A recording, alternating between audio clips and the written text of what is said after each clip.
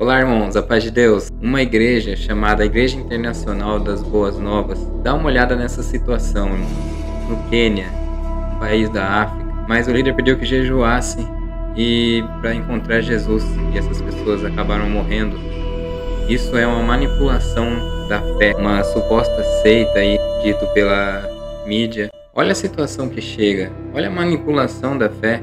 Quando um líder, ele não quer que o povo aprenda, é tudo a palavra dele, assim como foi os católicos esconderam as escrituras por muitos anos, lá só o padre que lia as escrituras, o povo não podia nem ler, não tinha uma bíblia na casa, depois foi tendo, claro, mas sempre ficava aberta ali só em um lugar e também não entende nada dela. Olha a situação de fácil manipulação que levou esse povo e que leva até denominações que nós temos aqui a fazer coisas que o líder decide como certo ali, porque e o povo fica, nossa, né? Entra um pastor, entra um ancião, entra alguém na igreja, ele venera, porque era um líder, é não sei o quê.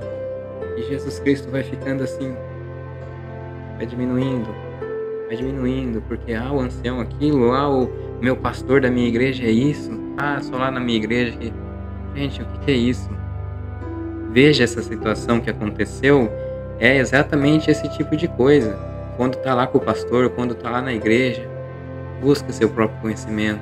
Ir na igreja é bom, claro, porque você vai com os irmãos lá adorar a Deus, adorar o nosso Pai. Mas você precisa ter o seu próprio conhecimento. Como você vai anunciar a palavra de Deus sem conhecimento, irmão? Como você vai anunciar a palavra de Deus nesses tempos modernos sem conhecimento, com jovens cada vez mais inteligentes? Cada vez mais lendo livros aí que não agrega coisa alguma. Por isso eu tô aqui para falar para vocês, irmãos.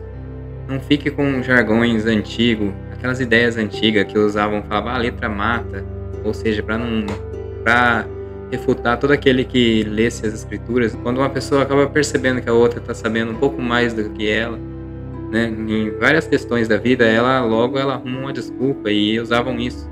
E agora fica sempre falando também que a congregação não estuda a Bíblia. Ela estuda sim.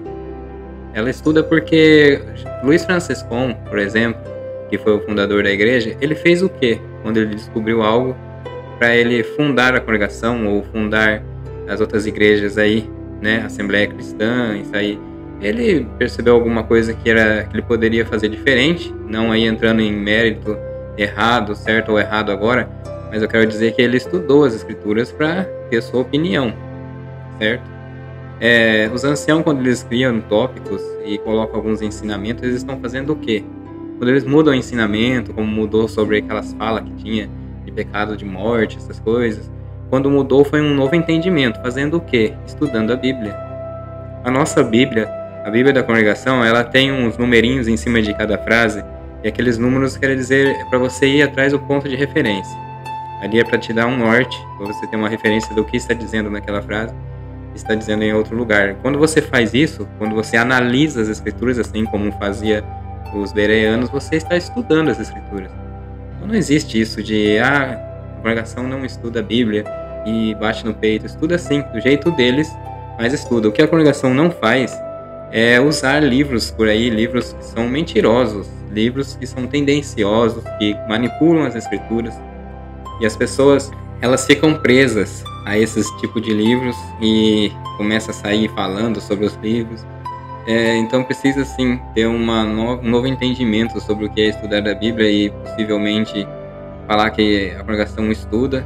E se quer falar que é revelação do Espírito Santo, é tudo revelado pelo Espírito Santo. Gente, o Espírito Santo não faz tudo.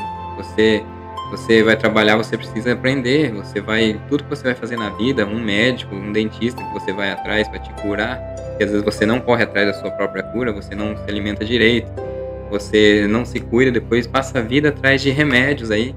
O que você tem que fazer? O que esses médicos, as pessoas fazem? Elas estudam, e você vem menosprezar a palavra que Deus deixou, as escrituras, a Bíblia, porque você acha que vai ser tudo através do Espírito Santo? Não, você tem que ler, você tem que procurar entender o Evangelho, entendeu? E depois o Espírito Santo vai te ajudar, vai te guiar como você vai usar ele, como você vai anunciar, como você vai viver o seu dia a dia. O Espírito Santo vai te ajudar com a sabedoria, vai te ajudar com o entendimento. É claro que o Espírito Santo, ele, quando ele é verdadeiro na pessoa que sobe num culto, ele não pode não saber das Escrituras direito, mas ele leu alguma frase ali, ele vai demonstrar o amor de Deus através do Espírito Santo. Mas se ele tiver um entendimento maior, ele vai chegar lá naquele que está ali, que tem uma mente um pouco mais questionadora, assim como era Tomé. Ele questionava, ele queria aprender, e tem muitos assim. Como você vai ensinar uma pessoa dessa se você não entende das Escrituras, você não entende? Então você tem que procurar alguns, nem que você procure um vídeo de um pastor ou de uma outra denominação falando alguma coisa, aí você vai juntando todo aquele conhecimento,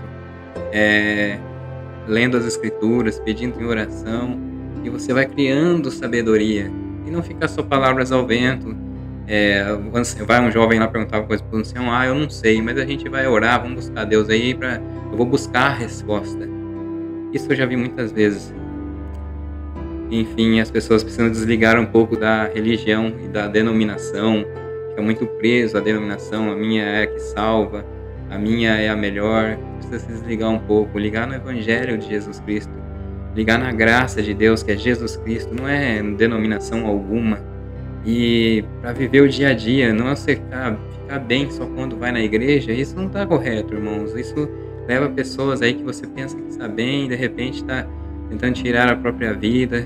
Ela precisa ligar no Evangelho, meditar na palavra, em oração, ler as Escrituras e aprender e aumentar seu conhecimento.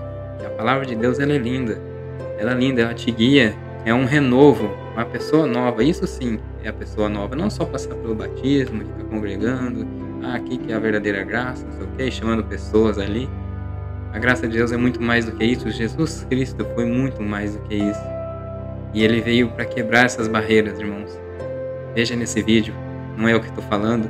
Você pode se irritar um pouco comigo quando eu falo que a igreja não é a graça. E vou estar sempre falando e te provando por que eu falo isso. Não é de mim, é das Escrituras. É do nosso Mestre, nosso Senhor e amado Jesus Cristo. Veja esse vídeo, a paz de Deus. Nossos antepassados adoraram neste monte. Mas vocês judeus dizem que Jerusalém é o lugar onde se deve adorar. Dizem isso porque o templo está lá. Sim, exatamente onde não é permitido. Eu vim para quebrar essas barreiras. E está próxima a hora em que nem neste monte, nem em Jerusalém, vocês adorarão o Pai. Então, para onde é que eu devo ir quando eu precisar de Deus? Eu nunca recebi nada de Deus, mas mesmo se recebesse, eu não poderia agradecer. Qualquer lugar. Deus é Espírito. Está chegando a hora, e de fato já chegou, que não importará onde você o adora, mas que apenas faça isso em espírito e em verdade. Coração e alma, esses são os adoradores que o Pai procura. Não importará de onde você é ou o que você fez.